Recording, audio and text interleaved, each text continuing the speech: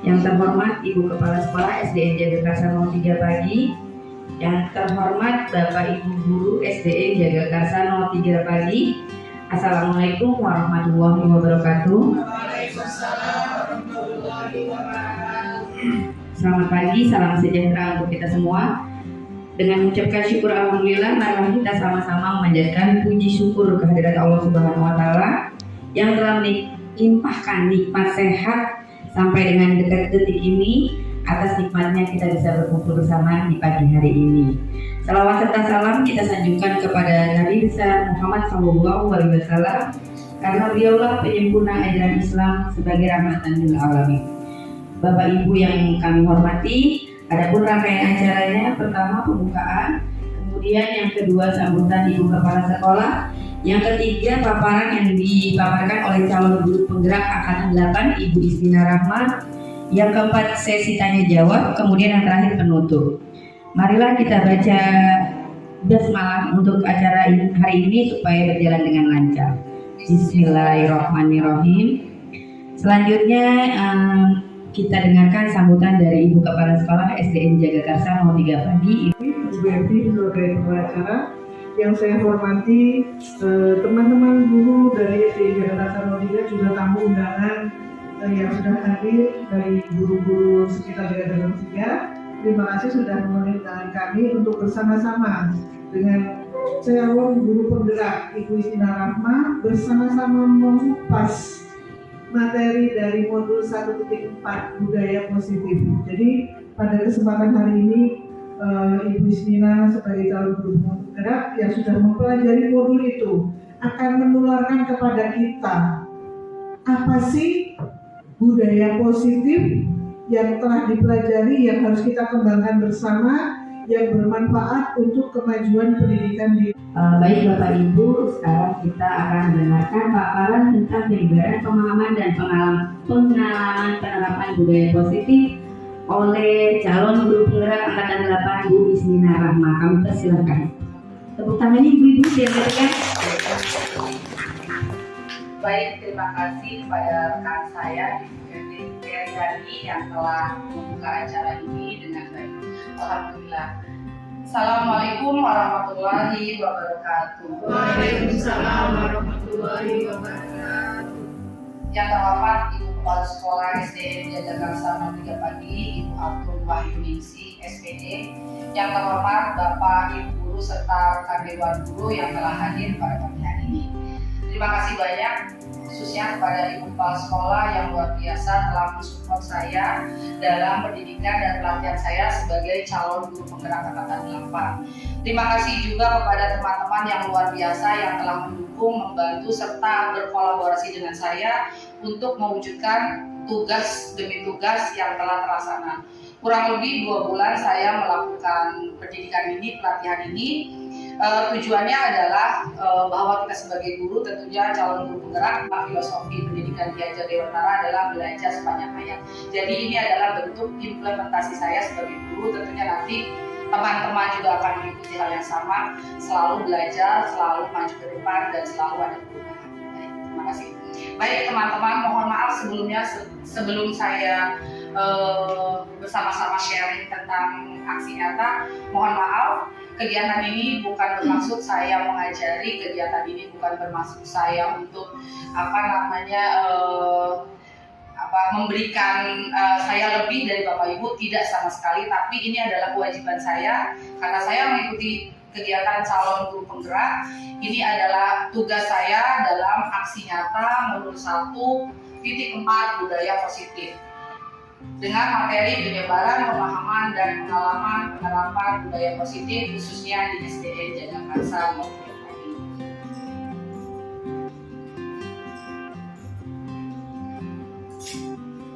Selamat datang para guru hebat, mari belajar, berkolaborasi, saling mendukung demi mewujudkan disiplin positif di sekolah yang kita cintai. Tentu majunya sekolah kita itu bukan semata-mata hanya saya, bukan semata-mata hanya, mohon maaf, mungkin ibu kepala sekolahnya aja yang keren, yang bagus. Tapi tentu di sini ada kolaborasi. saya tanpa Bu Evi, tanpa Bu Snia, tanpa Ibu Guru semua, saya bukanlah apa-apa. Jadi luar biasa bahwa kita maju bersama ini tentu karena adanya kolaborasi. Setuju Bapak Ibu ya? Setuju. Oke. Baik, materi yang saya pelajari dalam kegiatan guru penggerak itu adalah budaya positif.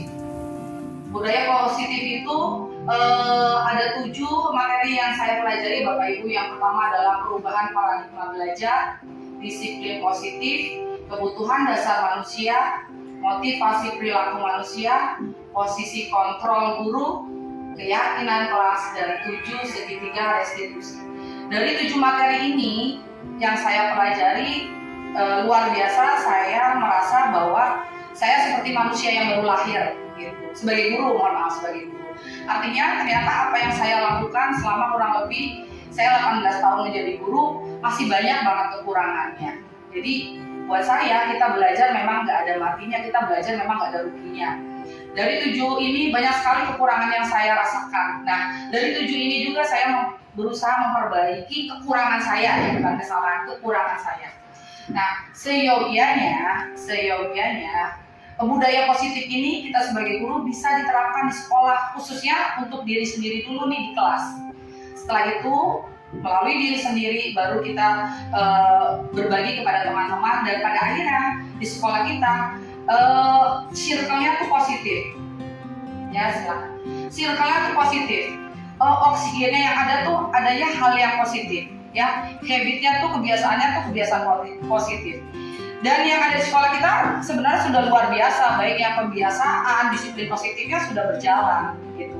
Namun perlu ditingkatkan lagi, serta yang satu nih yang paling penting, konsisten. Jujur untuk saya juga begitu, kadang saya disiplin kepada murid, namun terkadang di mana tugas banyak sekali, kadang saya mulai agak lengah gitu, sehingga konsistennya itu nggak muncul kan. Baik, materi pertama adalah perubahan paradigma belajar Bapak Ibu. Apa sih paradigma belajar? Paradigma belajar adalah perubahan pemikiran. Sebelumnya mungkin Bapak Ibu, guru, teman-teman, rekan semua pasti kita sudah berada di kurikulum baru nih, teman-teman, kurikulum Merdeka Belajar ya teman-teman ya. Ya, kebetulan kita di sini kelas 1, 2, 4, dan 5 sudah melaksanakan kurikulum Merdeka Belajar. Itu yang disebut paradigma belajar. Jadi setiap pergantian kurikulum pasti ada perubahan, pasti ada pemikiran yang berbeda. Apa sih hebatnya kurikulum kita sekarang ini Merdeka Belajar? Nah, pembelajaran dengan paradigma yang sekarang kita alami ini, kita jalankan ini, kita laksanakan itu dirancang berdasarkan prinsip pembelajaran yang terdiferensiasi, sehingga setiap siswa belajar sesuai dengan kebutuhannya dari tahap perkembangannya untuk mewujudkan profil pelajar Pancasila. Intinya adalah dari tujuan kurikulum Merdeka Belajar ini mewujudkan peserta didik untuk mencapai elemen ini nih Bapak Ibu Guru. Tentu Bapak Ibu Guru sudah paham ya 6 elemen dari pelajar Pancasila. Sudah ya Ibu? Bapak ya. Dan tidak perlu saya jelaskan lagi karena saya yakin kita semua sudah menuju ke sana untuk putra-putri kita.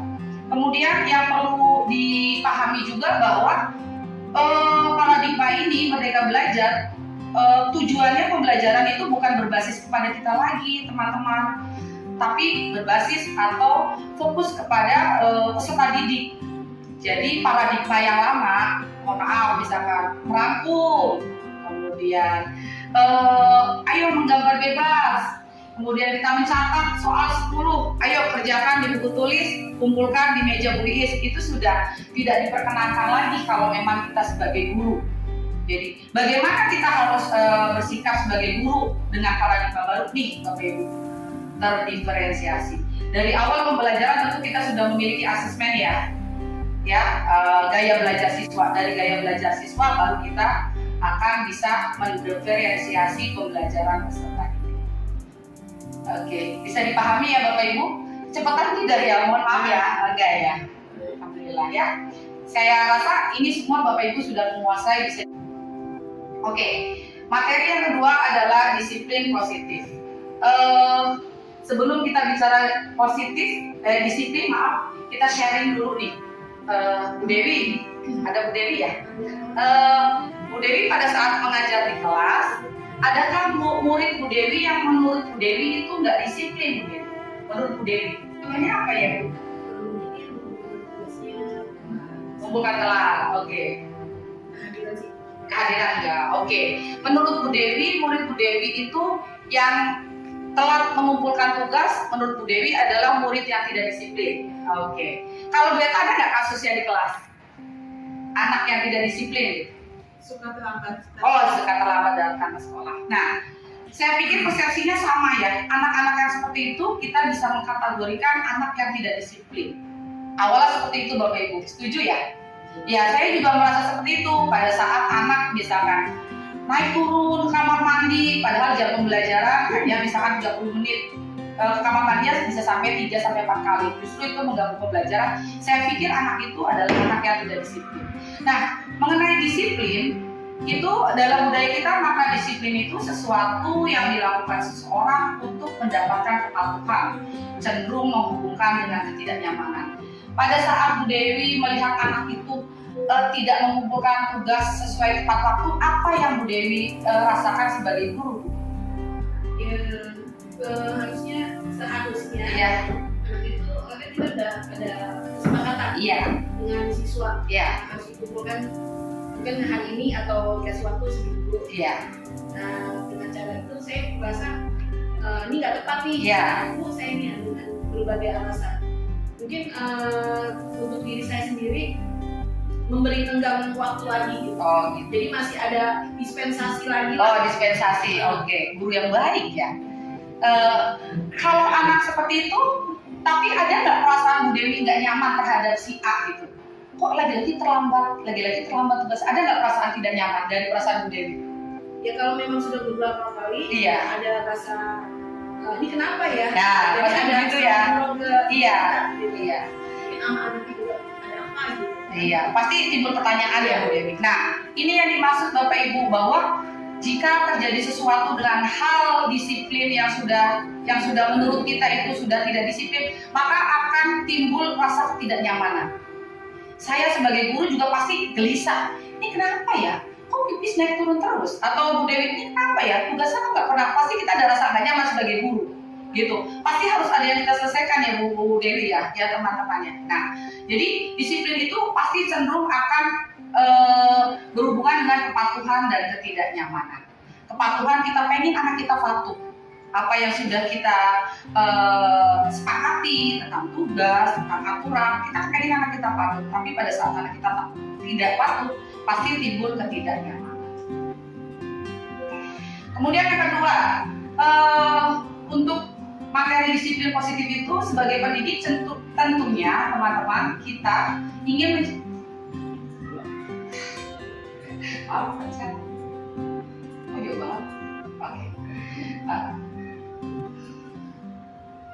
sebagai pendidik tentunya kita ingin menciptakan anak-anak yang memiliki disiplin perilaku atau nilai-nilai kebajikan universal yang berdasarkan motivasi intrinsik bukan ekstrinsik.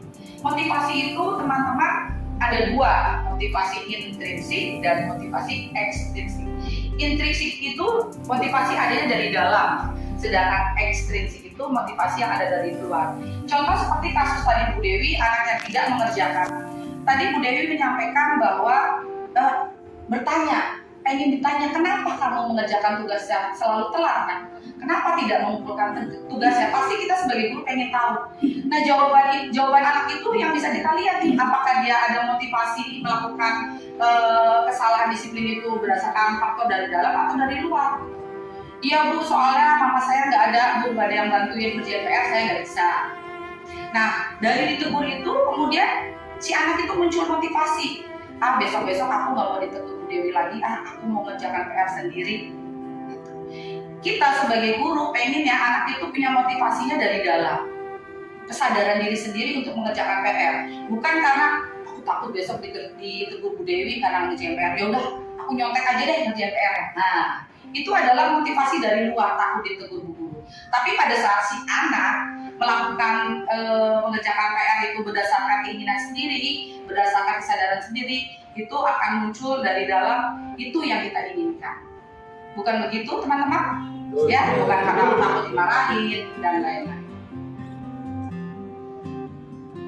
Selanjutnya, ini adalah fase yang tertinggi dari peserta didik yang kita harapkan sebagai guru. Disiplin positif salah satu cara menerapkan disiplin yang bertujuan untuk menumbuhkan kesadaran serta memberdayakan anak-anak untuk melakukan sesuatu tanpa sogokan, ancaman maupun hukuman. Jadi timbul dalam dirinya sendiri.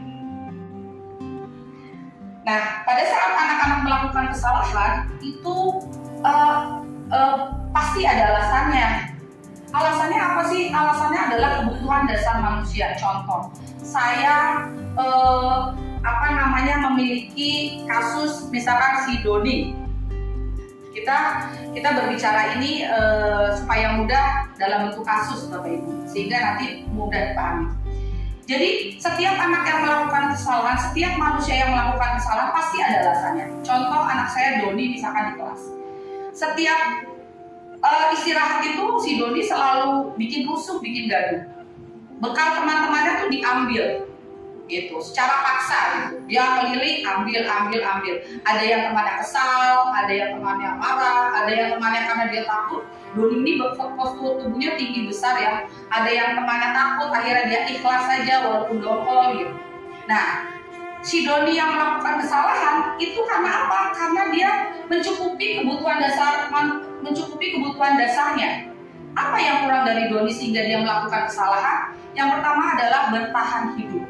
Di sini, kenapa kamu tadi ngambil bekal teman-temanmu? Gitu. Iya Bu, habis saya lapar gitu. Loh emang mama nggak bawain bekal? Enggak Bu, mama kerja. Terus ayah juga udah kerja Bu, jadi saya kasih duit doang. Jadi kebutuhan dasarnya yang dia belum tercukupi adalah bertahan hidup karena dia lapar, ya kan? Sementara dia nggak dibawain bekal mamanya. Walaupun ada duit, mungkin dia malas atau dia bosan jajan di kantin. Sehingga karena dia lapar, dia berusaha bertahan hidup dengan mengambil bekal mamanya. Demikian teman-teman. Kemudian mengapa anak-anak itu atau bahkan kita manusia itu suka melakukan kesalahan? Alasannya adalah karena mereka membutuhkan kasih sayang. Gitu. Biasanya kasih sayang ini berhubungan dengan psikis, dipuji, disayangi, dihormati, diperhatikan. Nah dari kasus Doni ini kira-kira yang kurang apa ya? Bu Evi mungkin sharing ya. Apa yang dibutuhkan Doni untuk kebutuhan dasar kasih sayang yang belum diterima dari Doni, Bu Evi? Nggak apa-apa. Mungkin dia itu di rumahnya itu kurang perhatian dari orang tua. Jadi merasa dia tuh kurang perhatian, pengen perhatiin teman-temannya. Saya bisa nih ngelakuin kayak ini. Ya, jadi betul Bu Evi, terima kasih. Jadi kebutuhan yang belum didapat Doni adalah perhatian. Selain perhatian tentunya dari orang tuanya ya. Karena dia melihat temannya semua dapat bekal nih. Kok saya enggak? Berarti satu, dia kurang kasih sayang dari orang tuanya. Walaupun mungkin secara kasus ini ada beberapa faktor. Mungkin orang tuanya kan sibuk bekerja, dia merasa orang tuanya dengan uang saja sudah cukup. Tapi buat Doni, mungkin itu kurang perhatian buat dia. Sehingga dia merasa kurang diperhatikan seperti teman yang lain dan melakukan kesalahan yang seperti tadi, mengambil bekal temannya. Kemudian yang ketiga, kebutuhan dasar Doni yang belum tercukupi itu tentang kekuasaan. Bu Eta bisa sharing, Bu Eta, kebutuhan dasar Doni kekuasaan? Kekuasaan karena dia merasa mungkin dia kuat di kelas, jadi dia merasa manusia itu ada kebutuhan dasar yang berupa kekuasaan, di mana jujur dia biasanya berhubungan dengan dominan, gitu. Kita sebagai manusia pasti merasa kalau kita melakukan sesuatu kita merasa pengen dianggap benar ya Bapak Ibu, betul nggak? Teman-teman, betul nggak? Kita kalau misalkan dalam sebuah organisasi kita pengen merasa kita dianggap, merasa dengan postur tubuhnya yang tinggi, yang besar, kemudian dia mengambil, dia merasa berkuasa, nggak bakal berani, nggak bakal. Selanjutnya adalah kebebasan.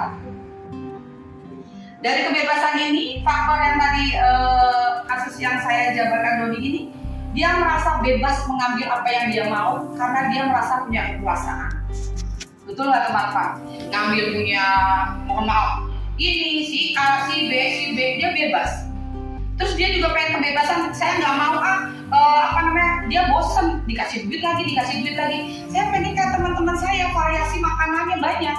Ada capcay, ada spaghetti, misalkan aku dimasakin semur gitu. Lagi-lagi aku ceplok telur lagi. Dia pengen bebas merasakan yang dia inginkan. Dan yang terakhir adalah kesenangan. Nah, dari kasus Doni ini, kebutuhan dasar Doni itu juga dia mencari kesenangan. Dia akan senang kalau melihat temannya kesel. Dia senang kalau temannya kesel. Dia senang kalau temannya teriak-teriak. Dia senang kalau temannya ikhlas saja karena takut sama Doni. Muncullah kebutuhan dasar Doni, kesenangan yang dia peroleh.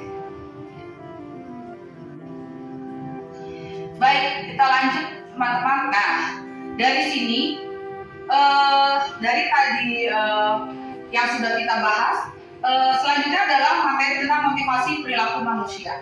Jadi pada saat kita melakukan kesalahan, peserta didik kita melakukan kesalahan, itu pasti ada motivasinya.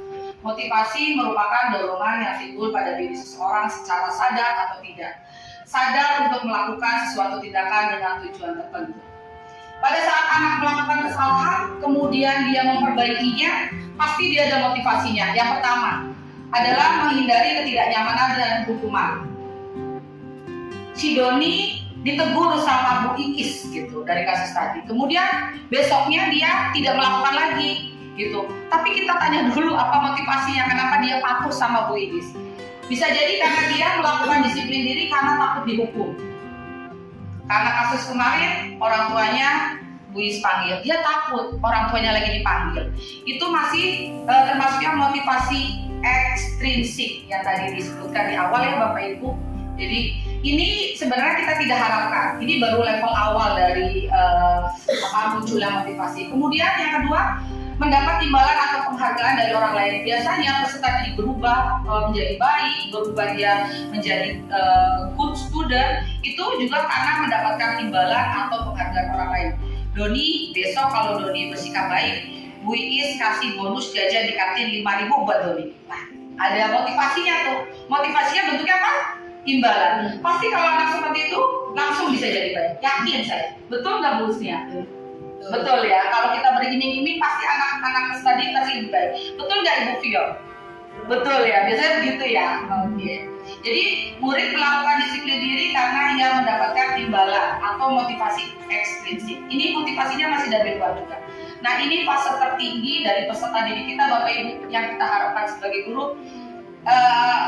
Pengennya seperti ini, menghargai nilai-nilai kebajikan diri sendiri. Murid melakukan disiplin diri karena sadar akan nilai kebajikan dirinya, bukan dari luar. Saya besok nggak mau begitu lagi, saya sudah kelas 6, saya malu. Masa kalau mengambil makanan temannya, itu kan hal yang tidak baik. Saya kan sudah kelas 6, saya tahu bahwa itu nggak baik. Mengambil barang orang tanpa izin itu nggak baik. Kita pengennya seperti itu, kesadaran sendiri. Sepakat nggak Bapak Ibu? Ya, yang kita harapkan seperti itu. Ya. Nah, untuk kita sebagai pengajar, peserta didik, saya rasakan saya pernah mengalami hal ini. Jadi saya pernah melakukan seperti ini terhadap peserta didik saya.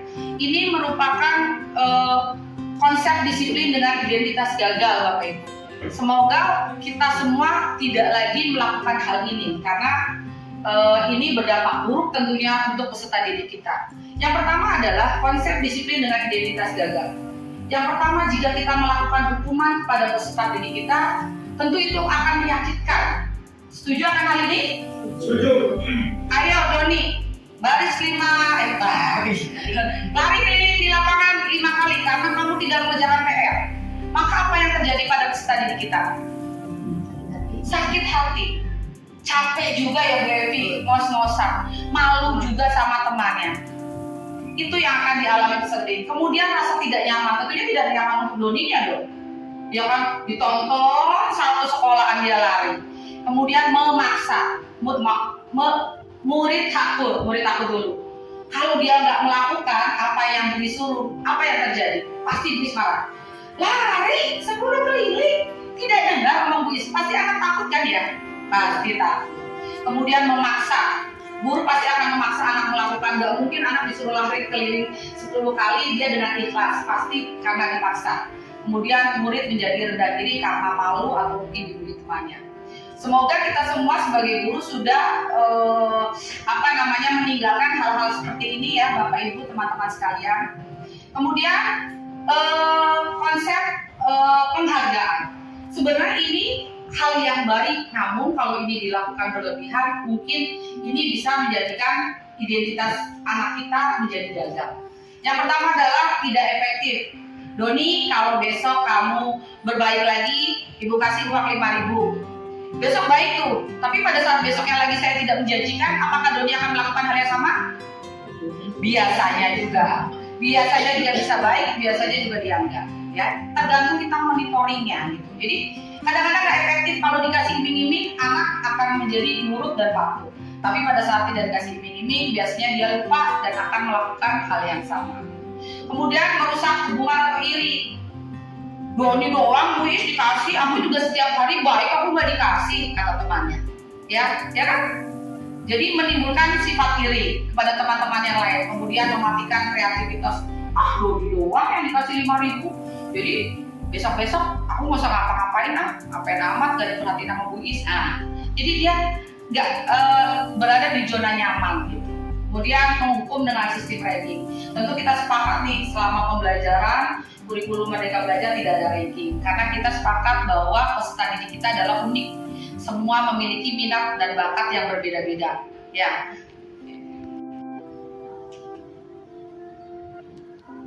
Nah, ini yang seharusnya kita lakukan Bapak Ibu, ya, berhubungan dengan paradigma perubahan.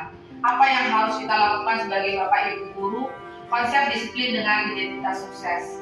Semoga ini bisa kita terapkan nih budaya positif kita di sekolah kita kepada peserta didik kita dengan satu konsekuensi.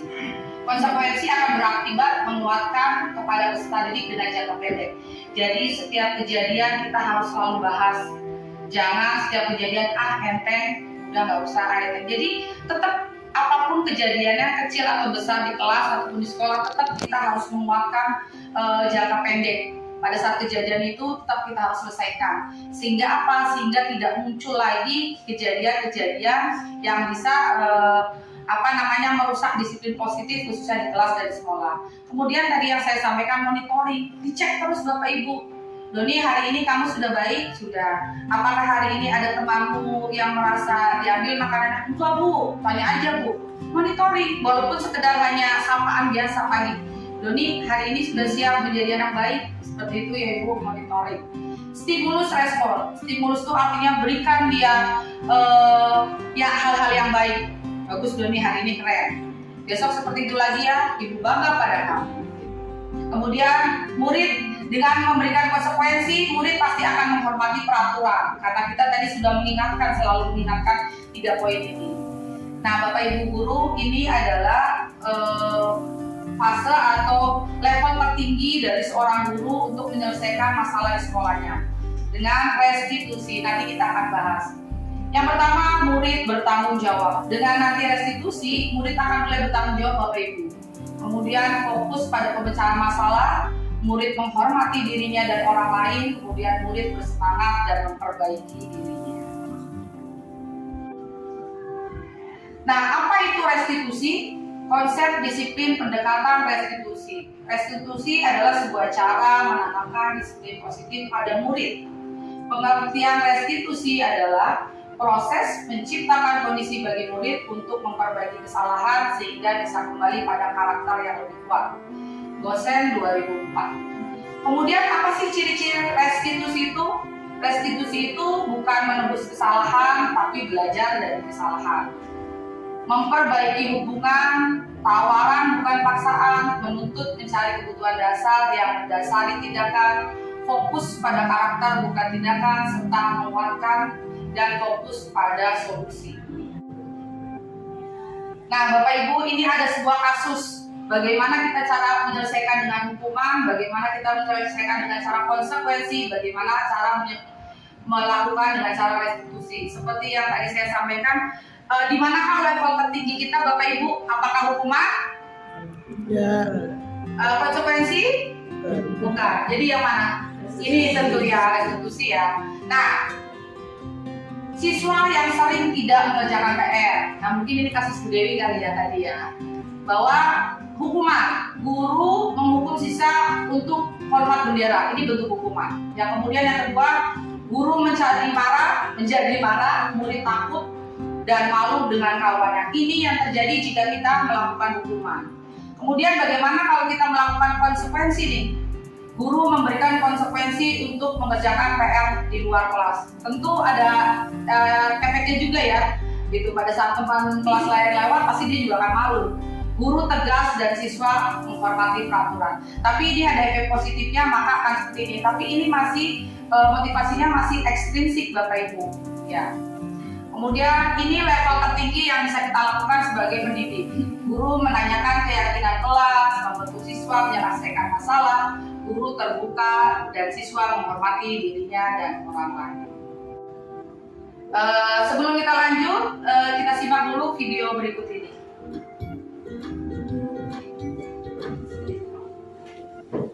Salam bahagia Ibu dan Bapak Guru Beda dalam penerapan posisi Iya, posisi tapi ini ya, adalah hal yang betul.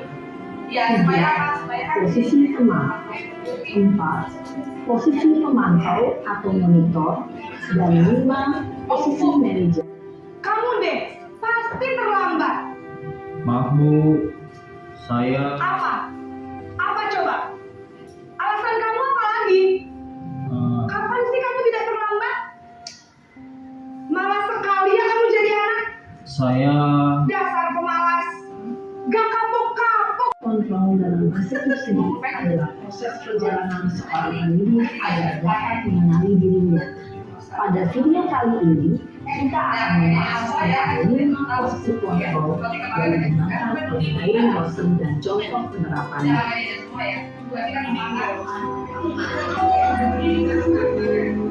Bisa lihat nih dengan suaranya keras, bahasa tubuhnya, kemudian dengan membentak ya, kemudian kalau posisi rasa bersalah itu suaranya nggak kencang, pelan, cuma dia datar, tapi membuat murid merasa bersalah. Kamu tahu nggak kalau begini ibu bisa dimarahi kepala sekolah sampai peserta didiknya tadi minta maaf. Kemudian teman dengan bahasanya yang akrab, ayo dong, gimana sih kamu masa terlambat terus, kamu gak kasihan sama ibu. Jadi cenderung lebih akrab gitu Bapak Ibu teman-teman. Kemudian kalau posisi pemantau itu cenderung kepada dia memberikan arahan gitu. Apa konsekuensinya? Kamu tahu kan apa hukumannya kalau terlambat? Dia cenderung lebih formal gitu, bahasanya juga lebih resmi. Sedangkan manajer tadi kalau kita perhatikan adalah posisi di mana kita sebagai guru menanyakan keyakinan kelas. Positif disiplin yang belum si anak kemarin tadi itu laksanakan ya. Oke, baik. Silakan Bapak Ibu boleh menuliskan di stick note yang sudah saya berikan untuk menuliskan di mana kita berada, posisi kita sebagai guru. Jika sudah, boleh ditempelkan di papan display yang di depan Bapak Ibu guru. Jangan lupa tulis nama ya, tulis nama. Silakan. Oke, terima kasih Bu Evi.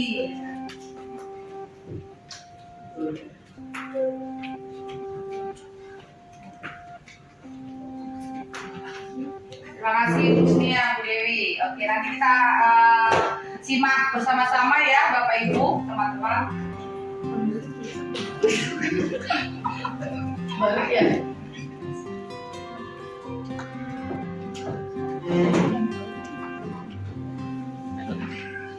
Siapa yang bilang? Pak Heru.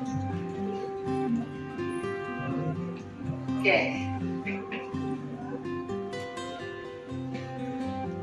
Oke, baik teman-teman, terima kasih sudah tertempel di sini. Kita simak bersama-sama bagaimana posisi teman-teman sekalian, teman-teman guru memposisikan dirinya. Bu Evi sebagai teman, Bu Snia sebagai penghukum agar siswa tidak mengulanginya lagi.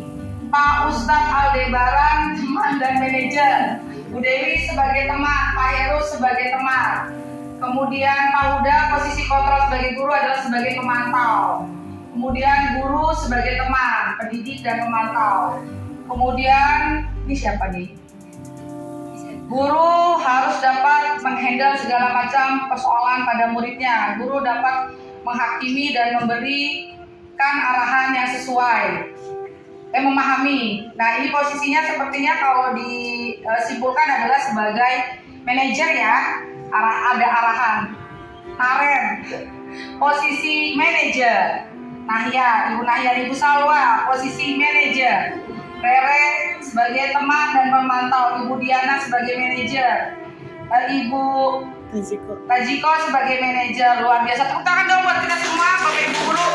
Nah, bisa kita simpulkan bahwa Bapak Ibu Guru ini sudah memahami nih posisi-posisi yang seharusnya. Bahwa sebagai informasi saja, jadi posisi tertinggi dalam posisi kontrol ini adalah kita sebagai manajer Bapak Ibu Guru. Kalau penghukum tentu tidak ya. Apalagi rasa bersalah. Kalau teman sebenarnya ini sudah bagus, tetapi kadang-kadang khususnya nih yang saya berada di fase C, kalau kita merasa diri kita sama teman, kadang-kadang ada kekurangannya. Apa kira-kira Bapak Ibu Guru kalau kita merasa teman? Kadang-kadang peserta didik jadi mulai agak apa ya? Melunjak atau mohon maaf di bahasa kasarnya sombong gitu ya gitu. Jadi kita sebagai guru juga harus bisa memposisikan mana sebagai teman, mana sebagai guru. Mungkin kita bisa melakukan ini sebagai teman kalau si anak sedang ada masalah sehingga dia bisa curhat bebas dengan kita. Gitu. Kemudian sebagai pemantau juga sebenarnya sudah bagus dia melakukan konsekuensi. Namun terkadang anak melakukan konsekuensi itu secara terpaksa. Betul nggak? Setuju nggak Bapak Ibu Guru teman-teman? Setuju ya. Dan yang paling sempurna level kita sebagai guru adalah sebagai manajer. Dan dari sekian pendapat teman-teman merasa menjadi manajer, mayoritas nih teman-teman semua sudah merasa menjadi manajer bagi peserta didiknya. Oke, terima kasih. Tepuk tangan buat kita semua Bapak Ibu Guru. Oke. Nggak usah speaking. Oke, baik. Sekarang kita mau praktek nih. Ada kasus contoh penerapan 5 posisi kontrol guru. Siswa tidak memakai atribut lengkap saat upacara bendera. Kemudian saya meminta tolong Bu Dewi menjadi posisi kontrol penghukum. Dialognya ada di sini ya Bapak Ibu Guru. Kemudian Bu Eta merasa bersalah. Kalau Bu Devi sebagai teman ya, karena Bu Devi tadi di sini juga sebagai teman ya. Kemudian pemantau. Pemantau saya mau minta tolong kepada Pak Ustadz Yusuf. Pemantau dan manajer Pak Heru. Oke. Contohnya adalah silakan Bu Dewi. Kalau Bu Dewi menjadi penghukum atas kasus tidak memakai atribut, muridnya adalah Bu Iis. Muridnya Pak Ustadz Huda. Muridnya Pak Huda. Ya ceritanya. Silakan Pak Huda. Silakan maju. Ya. Posisi dialognya seperti ini ya. Ini Pak Huda sini Pak Huda. Huda dong. Oh, Huda. Aturan ini muridnya di PKB. Ini kan nggak bisa. Ini contoh dari kasus guru sebagai penghukum terhadap peserta didik ya. Silakan. Huda. Hari ini kamu nggak pakai topi kan? Ketinggalan Bu. Gimana sih kamu udah sekarang kamu pojok sana. Jadi kalau ada siswa yang tidak menggunakan topi, silakan kumpul di sebelah kanan. Oke, berarti teman-teman dari penghukum ya, karena langsung mau bicara bisnis sebelumnya senyum. Silakan untuk membuat satu salah bisa Mamda untuk kita dipesan. Iya, masih jadi model. Karena dari sekian guru Mamda yang paling muda. Membuat rasa bersalah. Sudah berapa kali Ibu peringatkan untuk membawa PR tepat waktu ketika kemarin Ibu berikan tugasnya. Kali ini kenapa kamu tidak membawa lagi? Jadi kalau kamu ibu sudah sangat kecewa dengan kamu dia. Ibu di rumah nggak ada yang Oke.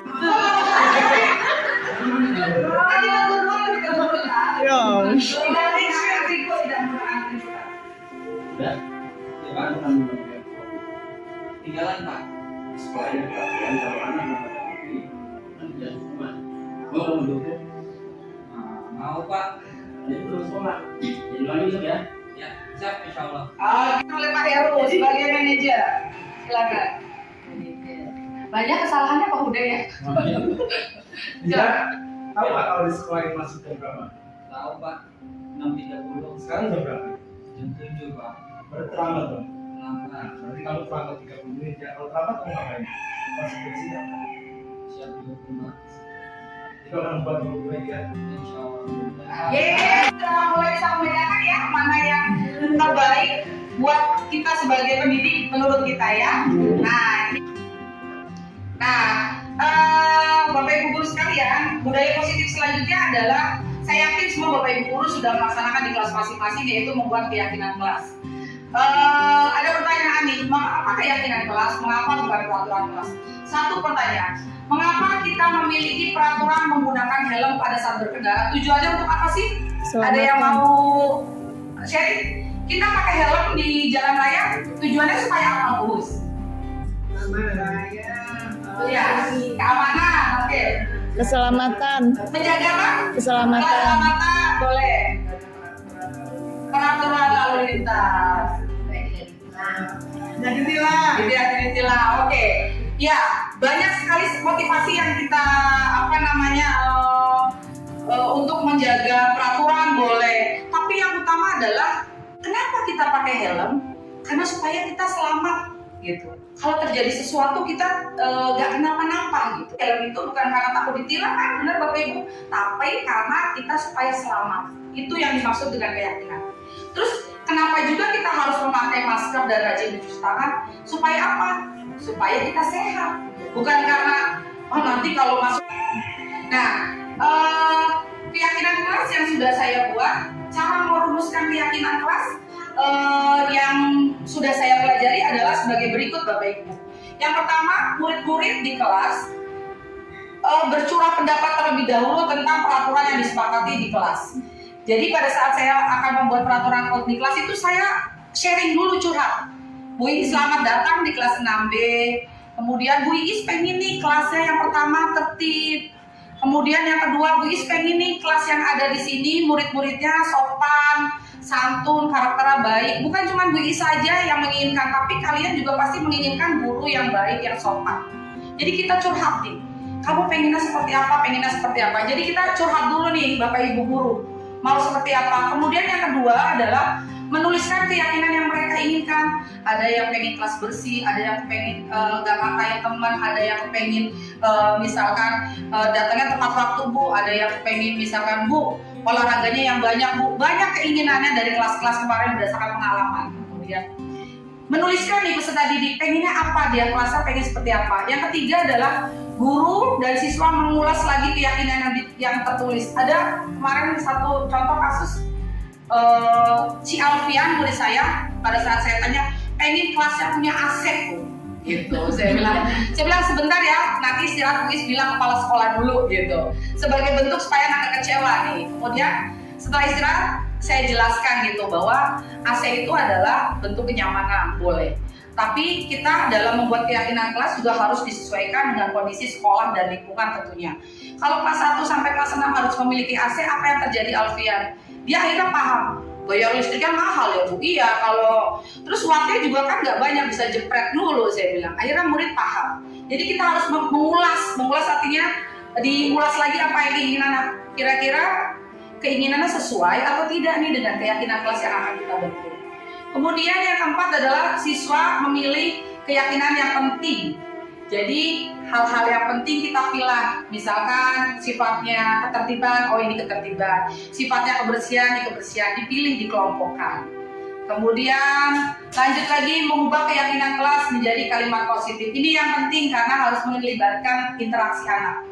Pada saat anak menulis nggak berisik di kelas, nggak kotor kelasnya. Jadi kita memantau, membimbing anak-anak untuk mengarahkan untuk bahasanya yang positif. Jadi menurut anak-anak bahasa yang positif apa ya? Yang nggak pakai tidak, yang nggak pakai dilarang, yang tidak pakai nggak boleh.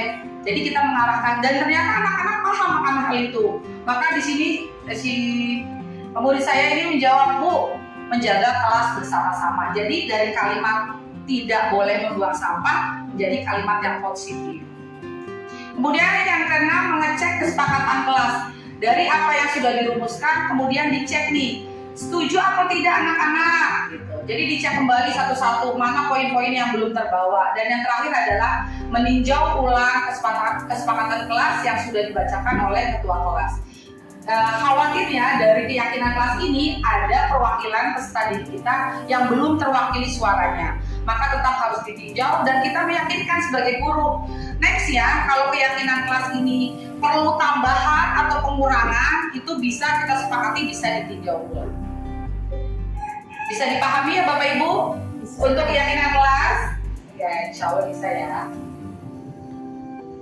Nah, ini keyakinan kelas 6B yang sudah saya bentuk. Karena keyakinan kelas sifatnya adalah kesepakatan bersama, maka sebaiknya kata-katanya juga harus kata-kata bersamanya, supaya anak merasa, oh ini aku yang buat, berarti aku harus mematuhinya. Contoh, menjaga kebersihan kelas bersama, saling menghormati dan menghargai sesama, saling membantu dan menolong sesama. Ini berdasarkan keinginan mereka, saling menjaga ketertiban kelas bersama, selalu bersikap baik kepada sesama. Jadi semua merasa memiliki. Nah, keyakinan kelas yang sudah saya buat, cara merumuskan keyakinan kelas yang sudah saya pelajari adalah sebagai berikut Bapak Ibu. Yang pertama, murid-murid di kelas bercurah pendapat terlebih dahulu tentang peraturan yang disepakati di kelas. Jadi pada saat saya akan membuat peraturan di kelas itu saya sharing dulu, curhat. Bu Iis selamat datang di kelas 6B. Kemudian Bu Iis pengen nih kelasnya yang pertama tertib. Kemudian yang kedua, Bu Iis pengen nih kelas yang ada di sini murid-muridnya sopan, santun, karakternya baik. Bukan cuma Bu Iis saja yang menginginkan, tapi kalian juga pasti menginginkan guru yang baik, yang sopan. Jadi kita curhat nih. Kamu pengennya seperti apa, pengennya seperti apa. Jadi kita curhat dulu nih Bapak Ibu guru. Mau seperti apa. Kemudian yang kedua adalah menuliskan keyakinan yang mereka inginkan. Ada yang pengen kelas bersih, ada yang pengen gak matahin teman, ada yang pengen misalkan datangnya tepat waktu Bu, ada yang pengen misalkan Bu olahraganya yang banyak Bu. Banyak keinginannya dari kelas-kelas kemarin berdasarkan pengalaman. Kemudian menuliskan nih peserta didik pengennya apa, dia kelasnya pengen seperti apa. Yang ketiga adalah guru dan siswa mengulas lagi keyakinan yang tertulis. Ada kemarin satu contoh kasus si Alfian murid saya, pada saat saya tanya pengen kelasnya punya AC Bu, gitu. Saya bilang sebentar ya, nanti istirahat Bu Iis bilang kepala sekolah dulu gitu. Sebagai bentuk supaya nggak kecewa nih. Kemudian setelah istirahat saya jelaskan gitu bahwa AC itu adalah bentuk kenyamanan, boleh. Tapi kita dalam membuat keyakinan kelas juga harus disesuaikan dengan kondisi sekolah dan lingkungan tentunya. Kalau kelas 1 sampai kelas 6 harus memiliki AC, apa yang terjadi Alfian? Dia akhirnya paham, bayar listriknya mahal ya Bu. Iya, kalau terus uangnya juga kan nggak banyak, bisa jepret dulu saya bilang. Akhirnya murid paham. Jadi kita harus mengulas artinya diulas lagi apa yang keinginan, kira-kira keinginannya sesuai atau tidak nih dengan keyakinan kelas yang akan kita bentuk. Kemudian yang keempat adalah siswa memilih keyakinan yang penting. Jadi hal-hal yang penting kita pilih. Misalkan sifatnya ketertiban, oh ini ketertiban. Sifatnya kebersihan, ini kebersihan. Dipilih, dikelompokkan. Kemudian lanjut lagi mengubah keyakinan kelas menjadi kalimat positif. Ini yang penting karena harus melibatkan interaksi anak. Pada saat anak menulis, nggak berisik di kelas, nggak kotor kelasnya. Jadi kita memantau, membimbing anak-anak untuk mengarahkan untuk bahasanya yang positif. Jadi menurut anak-anak bahasa yang positif apa ya? Yang nggak pakai tidak, yang nggak pakai dilarang, yang tidak pakai nggak boleh. Jadi kita mengarahkan dan ternyata anak-anak paham akan hal itu. Maka di sini si murid saya ini menjawab, Bu, menjaga kelas bersama-sama. Jadi dari kalimat tidak boleh membuang sampah menjadi kalimat yang positif. Kemudian yang keenam, mengecek kesepakatan kelas. Dari apa yang sudah dirumuskan, kemudian dicek nih, setuju apa tidak anak-anak gitu. Jadi dicek kembali satu-satu mana poin-poin yang belum terbawa. Dan yang terakhir adalah meninjau ulang kesepakatan kelas yang sudah dibacakan oleh ketua kelas. Khawatirnya dari keyakinan kelas ini ada perwakilan peserta didik kita yang belum terwakili suaranya, maka tetap harus ditinjau dan kita meyakinkan sebagai guru. Next ya, kalau keyakinan kelas ini perlu tambahan atau pengurangan, itu bisa kita sepakati bisa ditinjau ulang. Bisa dipahami ya Bapak Ibu? Untuk keyakinan kelas? Ya, insya Allah bisa ya. Nah, ini keyakinan kelas 6B yang sudah saya bentuk. Karena keyakinan kelas sifatnya adalah kesepakatan bersama, maka sebaiknya kata-katanya juga harus kata-kata bersamanya, supaya anak merasa, oh ini aku yang buat, berarti aku harus mematuhinya. Contoh, menjaga kebersihan kelas bersama, saling menghormati dan menghargai sesama, saling membantu dan menolong sesama. Ini berdasarkan keinginan mereka, saling menjaga ketertiban kelas bersama, selalu bersikap baik kepada sesama. Jadi semua merasa memiliki. Nah, terakhir adalah segitiga restitusi Bapak Ibu. Seperti yang sudah saya sampaikan di awal, ini adalah level tertinggi yang bisa diambil pada saat peserta didik melakukan kesalahan.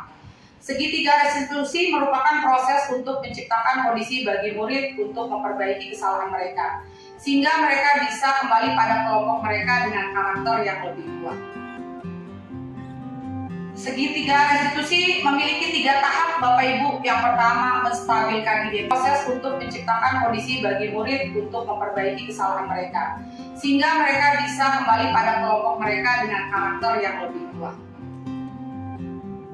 Segitiga restitusi memiliki 3 tahap Bapak Ibu. Yang pertama, menstabilkan identitas, validasi tindakan yang salah, dan menanyakan keyakinan. Pada saat peserta didik kita lagi melakukan kesalahan, kita stabilkan dulu Bapak Ibu. Kita cooling down dulu dia, supaya gampang diajak diskusi. Kemudian kita lakukan validasi tindakan yang salah. Dan yang terakhir adalah menanyakan keyakinan. Apa itu menstabilkan identitas? Jadi tujuannya adalah untuk gagal yang tadi melakukan kesalahan menjadi anak yang sukses. Anak yang melanggar peraturan menjadi anak yang karena anak yang melanggar peraturan adalah mencari perhatian. Kira-kira kalimat apa yang untuk menstabilkan identitas berikut? Contohnya, berbuat salah itu nggak apa-apa. Tidak ada manusia yang sempurna. Saya juga pernah melakukan kesalahan. Kita bisa menyelesaikan ini. Bapak Ibu tidak tertarik mencari siapa yang salah, tapi Bapak Ibu ingin mencari solusinya. Kamu berhak merasa begitu. Dan yang terakhir bisa jadi, apakah kamu sudah menjadi teman yang baik buat dirimu sendiri? Ini contoh-contoh kalimat menstabilkan identitas Bapak Ibu. Nah, untuk proses selanjutnya adalah validasi tindakan. Jadi kita sebagai guru, kita tahu Doni salah. Tapi kita tidak mengatakan kamu salah, kamu nggak benar, kamu nggak boleh gitu. Tapi dengan bahasa-bahasa yang mendidik. Jadi bisa dengan cara, padahal kamu bisa melakukan yang buruk lagi loh Doni. Misalkan nunjuk teman kamu, tapi kamu nggak lakukan. Gitu. Kamu pasti punya alasan Doni, kamu pasti punya alasan kenapa kamu makan. Padahal sebenarnya kita berkata, kamu salah, kenapa begitu. Tapi kita menggunakan bahasa-bahasa yang mendidik dengan, kamu pasti punya alasan. Kamu patut bangga pada dirimu sendiri karena kamu telah melindungi sesuatu yang penting buatmu.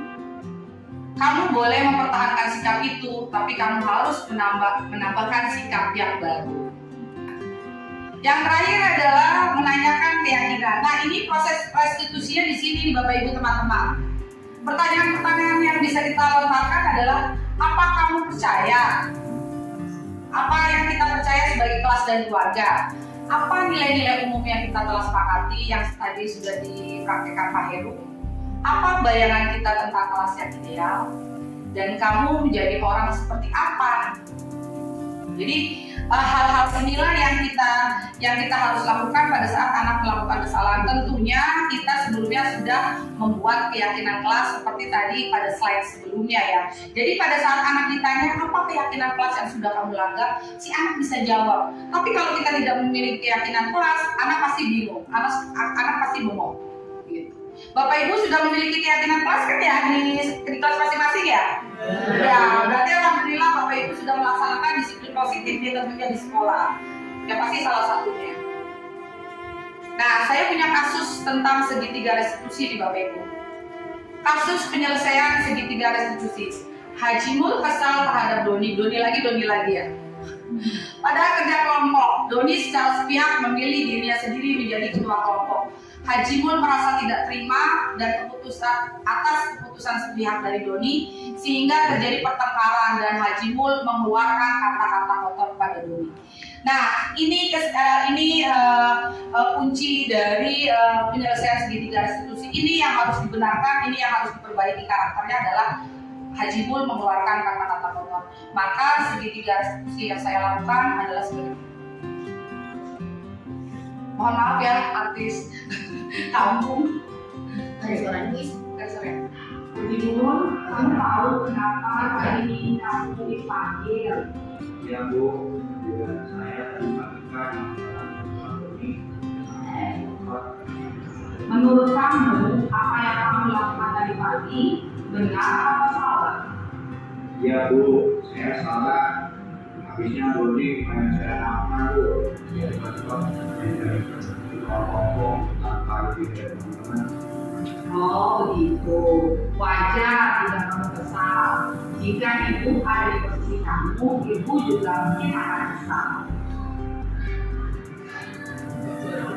Lalu, apa yang kamu lakukan terhadap Doni sehingga terjadi pertengkaran? Saya kesel Bu.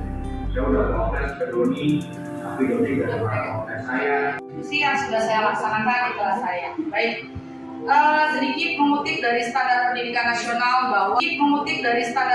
Nasional bahwa dalam menerapkan program disiplin positif, hendaklah guru memiliki standar kepribadian, profesional dan sosial yang baik, di mana guru mampu berefleksi pada kontrolnya saat ini. Bagaimana perjalanan dirinya sebagai seorang among, posisi manajer, yang menuntun murid-murid menjadi insan yang mandiri, merdeka, dan bertanggung jawab. Jadi kita semua sepakat ya bahwa kita sebagai guru harus menjadi seorang manajer. Tepuk tangan buat kita semua. Demikian tadi pemaparan disiplin positif saya.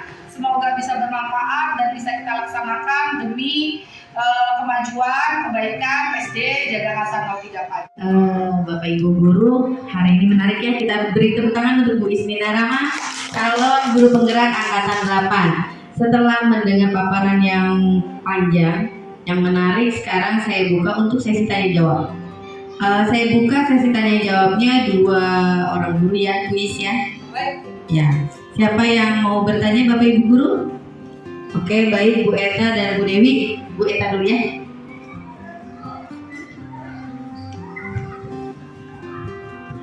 Terima kasih kesempatan yang Isina. Yang ingin saya tanyakan pada segitiga restitusi tersebut, apa yang bisa kita lakukan jika kesalahan yang dilakukan itu berkelompok? Baik. Terima kasih. Baik, jawabannya nanti sekalian ya Beka. Oke, pertanyaan. Ya, untuk pertanyaan kedua dari Bu Dewi. Assalamualaikum warahmatullahi wabarakatuh. Waalaikumsalam warahmatullahi wabarakatuh. Terima kasih Bu Is. Yang saya mau tanyakan, kalau kelas misalkan sudah memiliki keyakinan kelas ya, apa yang dilakukan Bu Is sebagai guru apabila ada siswa yang melanggar keyakinan tersebut? Oke, baik. Itu saja. Terima kasih. Pertanyaan dari Ibu Eta dan Ibu Dewi, maaf. Ya, terima kasih untuk Bu Eta dan Bu Dewi, luar biasa pertanyaannya, bagus sekali ya. Jadi pertanyaan Bu Eta, mohon maaf kalau bisa diulas, bagaimana jika anak melakukan kesalahan secara berkelompok gitu ya? Ya Bu Eta ya, maksudnya ya. Bagaimana penanganan segitiga restitusinya ya? insya Allah saya jawab, tapi mohon kalau kurang tepat saya mohon maaf. Jadi jika anak melakukan kesalahan segitiga restitusi secara berkelompok, tentunya penanganannya juga secara berkelompok gitu. Kita cari dulu di mana benang merah dari kesalahan itu, dari kesalahan kelompok. Kalau kita sudah tahu misalkan benang merahnya, oh kesalahannya ini, contoh misalkan anak membolos, berlima anak membolos, berarti dia melakukan kesalahan secara berkelompok ya Ibu ya, teman-teman ya. Nah, kita panggil dulu itu secara berkelompok. Restitusinya tentu dilakukan secara berkelompok. Gitu. Restitusinya tentu dilakukan secara berkelompok. Setelah berkelompok, kita bisa turun tahapnya. Kita tanya kuncinya dulu. Soalnya si Doni Bu yang nyuruh kita misalkan bolos atau gitu. Soalnya kita diajak Doni ditraktir Bu. Nah, benang merahnya berarti ada di Doni nih. Tapi kita juga tidak melupakan untuk keempat anak itu tetap kita restitusi Bapak Ibu, sehingga masalah yang ada bisa menjadi clear satu persatunya secara pribadi gitu. Jadi tahapnya seperti itu yang beta dilakukan secara berkelompok, kemudian baru per individu. Bisa dipahami beta? Terima kasih Bu Is atas penjelasannya. Oke, terima kasih. Lanjut pertanyaan kedua, Bu Dewi. Bagaimana jika di kelas sudah memiliki keyakinan namun si anak tetap melanggar keyakinan, maksudnya gitu. Mungkin maksud Bu Dewi ini sudah sering gitu Bu Dewi ya. Iya, baik. Jadi pada saat anak melanggar keyakinan, melanggar peraturan, tentu sebagai level tertinggi kita sebagai guru tetap harus melakukan segitiga restitusi. Namun jika segitiga restitusi itu sudah kita laksanakan, belum terlaksana, kita naik tahap nih Bu Dewi. Gitu. Kita diskusi nih, berkolaborasi dengan kepala sekolah. Maka segitiga restitusi ini juga bisa dilakukan oleh ibu kepala sekolah kepada peserta didik tersebut. Namun jika masih belum berhasil, mungkin kita naik level lagi kepada orang tuanya Bu Dewi. Pasti ada faktor kenapa anak ini selalu melakukan kesalahan yang sama. Jadi naik tahap per tahap gitu, sehingga masalah ini bisa selesai dengan sempurna, dengan clear gitu. Gitu Bu Dewi jawaban dari saya. Terima kasih Bu Is. Oke, terima kasih. Demikian tadi Bapak Ibu guru sesi tanya jawab. Semoga apa yang saya jawab berkenan di hati Bapak Ibu. Mohon maaf atas segala kekurangan. Acara ditutup oleh Bu Dewi. Silakan Bu Dewi. Dulu acara kegiatan kita pada hari ini, semoga acara ini apa yang sudah dipaparkan dari A sampai Z bisa bermanfaat bagi kita semua. Sebagai pembawa acara, apabila ada kata yang salah, saya mohon maaf. Bila taufiq wal hidayah. Wassalamualaikum warahmatullahi wabarakatuh. Waalaikumsalam. Oh ya, untuk penutup maaf Bapak Ibu, kita mengucapkan hamdalah. Alhamdulillahirobbil alamin. Terima kasih Bapak Ibu guru. Tepuk tangannya untuk calon dulu penggerak angkat.